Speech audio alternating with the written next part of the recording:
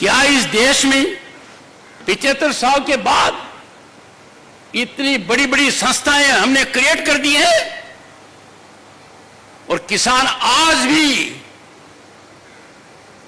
अपने उत्पाद की कीमत के लिए तरस रहा है।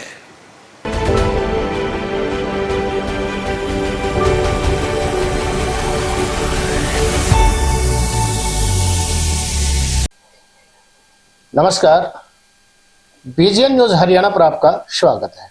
मैं संजय जाखड़ और आप देख रहे हैं बीजीएन न्यूज हरियाणा। आज किसानों का मुद्दा फिर से जोर पकड़े हुए है, क्योंकि इधर से यूपी के किसानों ने नोएडा में आकर दे दिया धरना। वो दिल्ली जाने की कर रहे हैं जिद। और इधर से हमारे जगदीप धनखड़ ने शिवराज चौहान से पूछा कि मैं भी एक किसान पुत्र हूं और किसान की दयनीय हालत देख करके मेरे भी आंखों में पानी आ जाता है। किसान मांग क्या रहा है? सिर्फ अपनी एमएसपी।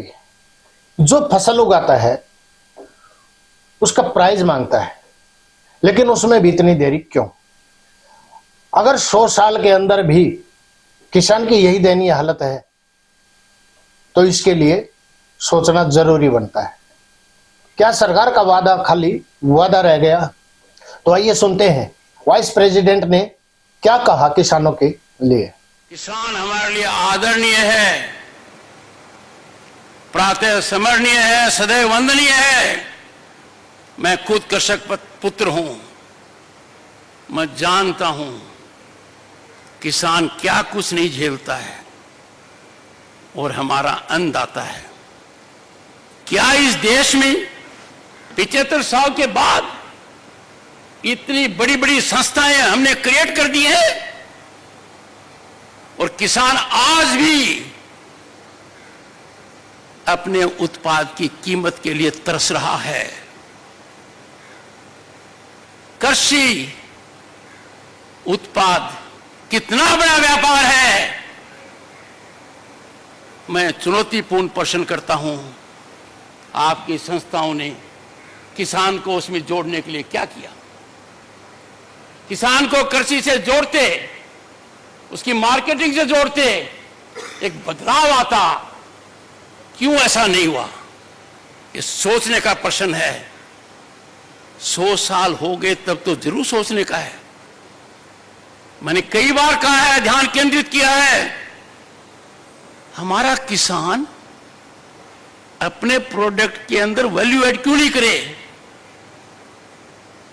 कृषि मंत्री जी, आप और आपके अन्य मंत्रालय, they should come on the same page. किसान must be encouraged to have micro and medium scale industries at his farmland to add value to his product. आज के दिन किसान का एक ही काम रख दिया, इतने सीमित दायरे में कर दिया कि आप खेत के अंदर अन्न पैदा करो, फिर उसको सही कीमत पर बेचने के लिए सोचते रहो। I fail to understand why we can not work out a formula in consultation with economist, think tanks, that we reward our farmers.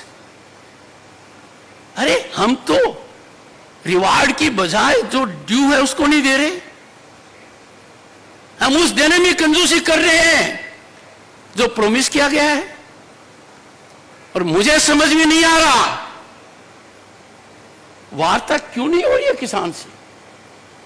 प्रधानमंत्री जी का दुनिया को संदेश है, जटिल समस्याओं का निराकरण वार्ता से होता है।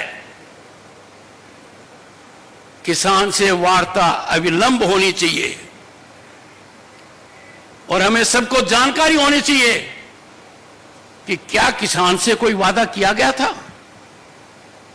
माननीय कृषि मंत्री जी, आपसे पहले जो कृषि मंत्री जी थे, क्या उन्होंने लिखित में कोई वादा किया था?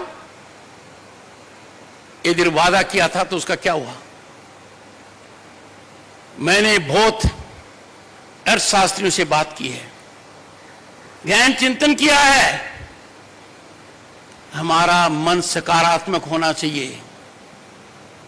रुकावट पैदा करने वाला नहीं होना चाहिए कि किसान को यह कीमत दे देंगे तो इसके दुष्परिणाम होंगे। किसान को जो भी कीमत देंगे